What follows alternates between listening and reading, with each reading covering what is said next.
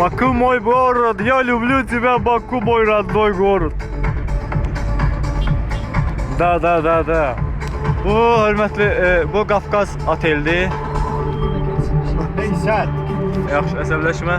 Naturalli peysel. Yolu var, ehtiyatlı ol. Bu Qafqaz oteldir. Bəli, bu getdi, gördüyünüz kimi. Bu Bomber Beko'dur. Neptun'dur. Bu 3G Max'dır. Yukarıda yapıştırırlar.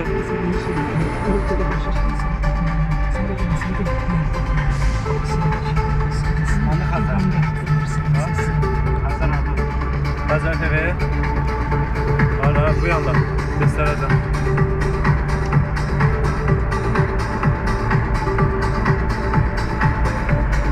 Biz yukarı ile gittik. Hazar belə yoldadır. Orası oranın belə yoldadır. Biz düz gelmişik.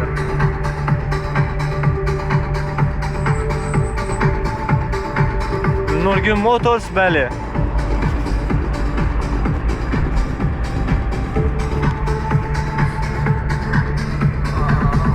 Bu videodan şeydir.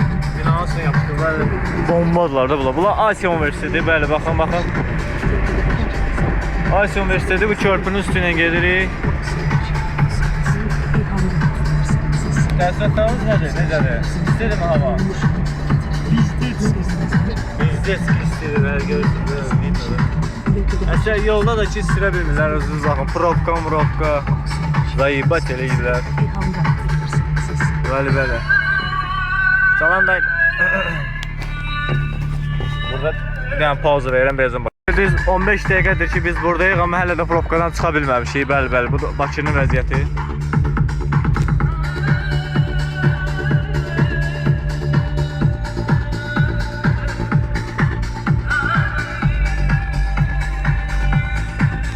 Bəli, səbirli olmaq lazımdır, həyat gözəldir. Həyat davam edir, inşallah düzələcək hər şey. Bəli, bu bizim keçiddir. Bu har sayılırdı. Özümüz də Xotordur deyilənə görə, yadımdan çıxıb valla. 5-10 dəqiqə səbirli olun. Şimdi birazdan yeni qaydacaq reportajımıza.